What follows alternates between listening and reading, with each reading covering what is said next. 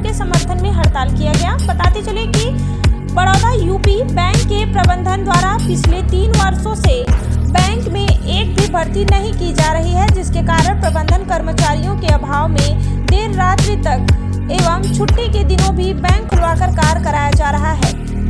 साथ ही भारत सरकार व नाबार्ड के दिशा निर्देशों का उल्लंघन करते हुए बोस्टन कंसल्टेंसी ग्रुप BCG को करोड़ों रुपए की मोटी फीस देकर बैंक की लाभप्रद 268 शाखाओं को बंद करने का कुत्सित प्रयास किया जा रहा है। दैनिक वेतन भोगियों अवैध तरीके से बैंकों में कार्य कराकर कोई भी उचित सुविधाएं तथा दैनिक वेतन, PF, ग्रुप इंश्योरेंस, ESIC इत्यादि नहीं दिया जा रहा है। ग्रामीण बैंकों हेतु जारी मित्रा कमेटी का संस्तुतियों के आधार पर पिछले 3 वर्षों से पदोन्नति नहीं की जा रही है। साथ ही वर्ष 2021 के बाद से शाखाओं का वर्गीकरण शाखा व्यवसाय के आधार पर नहीं किया जा रहा है।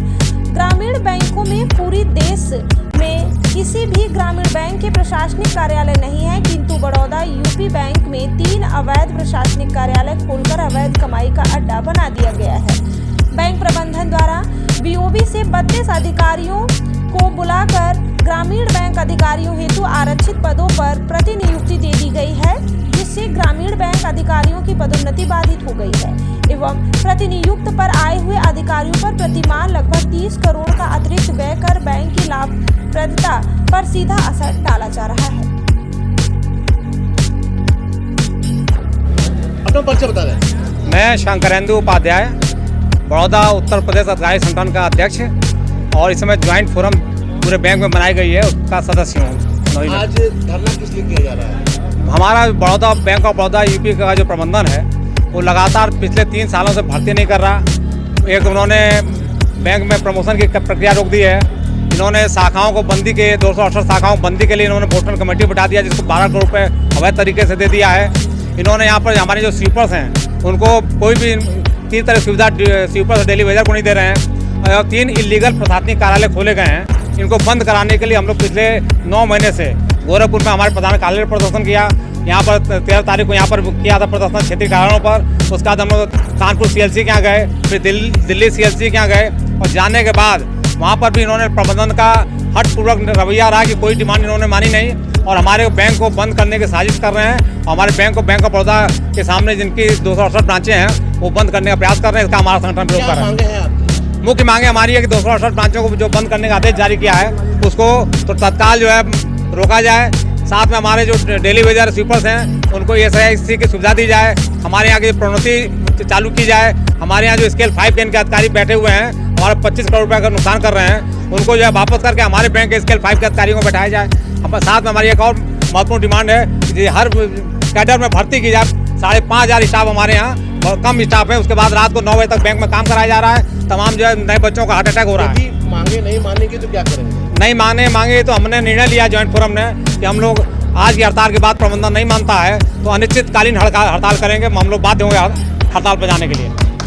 मैं पहले ये बताना चाहूँगा कि मैं संतोष कुमार सिंह, बड़ौदा यूपी बैंक भारतीय मजदूर संघ का वर्कर्स ऑर्गेनाइजेशन का प्रेसिडेंट हूँ और आज हमारे बैंक के प्रबंधन का इतना बड़ा तानाशाही और इतना बड़ा अत्याचार किया गया है, जिसके वजह से जो अब तक के इतिहास में ऐसा नहीं पाया गया कि बैंक की सारी यूनियन एक मंच पे होकर के लड़ाई लड़े। इसका साफ संदेश जाहिर होता है कि बैंक में जितने भी हमारे कर्मचारी भाई बहन हैं सारे हतोत्साहित हैं, सारे निराश हैं और उनके पास कोई ऑप्शन नहीं है। यहाँ पे इस प्रबंधन का इस तरह से तानाशाही किया जा रहा है जिस तरह से शायद मैं समझता हूँ कि जब हिंदुस्तान गुलाम था तो उस समय अंग्रेज भी हमारे हिंदुस्तानियों के ऊपर इस तरह का जुल्म नहीं ढाए होंगे।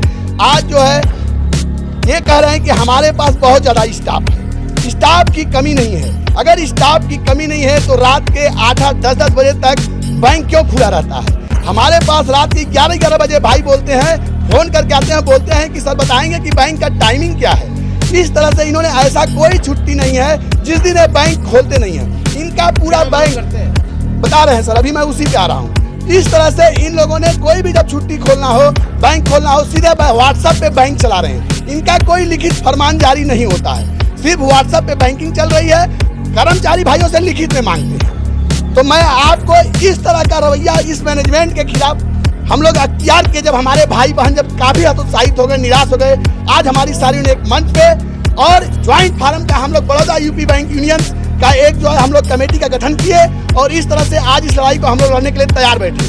आज हम जो है जो बैंक की हमारी प्रमुख मांगे हैं ज्वाइंट फोरम की, समस्याएं बहुत हैं, लेकिन जो हमारी मेन प्रॉब्लम है, अगर इसके ऊपर जो हमारी प्रमुख मांगे हैं, अगर प्रबंधन या भारत सरकार इसके ऊपर गौर करे और ध्यान दे तो शायद बाकी समस्याएं अपने आप खुद ब खूब हल हो जाएंगी।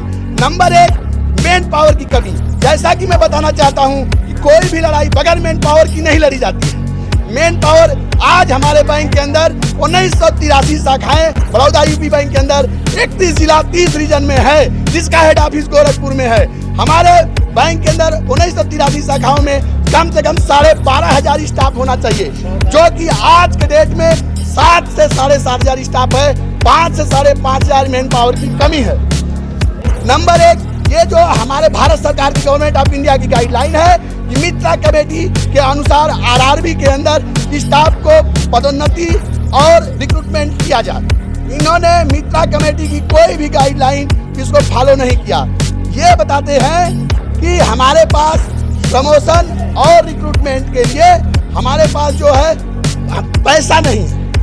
मैं बताना चाहता हूं कि ये जो है इनके पास प्रमोशन और रिक्रूटमेंट के लिए पैसा नहीं है, बट हमारे अध्यक्ष महोदय को सिंगापुर घूमने के लिए पैसा है, लोनावाला घूमने के लिए पैसा है, गोवा घूमने के लिए पैसा है, यूनियन से समस्याओं पर बात करने के लिए टाइम भी नहीं है। दूसरी बात, ये बैंक ऑफ बड़ौदा के प्रबंधन हमारे पास सारे स्केल 5 के सभी रीजनल ऑफिसों पे बैठा दिए गए, जबकि हमारे आरआरबी की मित्रा कमेटी गाइडलाइन है हमारा स्केल 4, स्केल 5 का अगर हमारा कैपेबल अधिकारी नहीं है तो हमारा स्केल 4 का उस कुर्सी पर बैठ के बैंक का संचालन करेगा।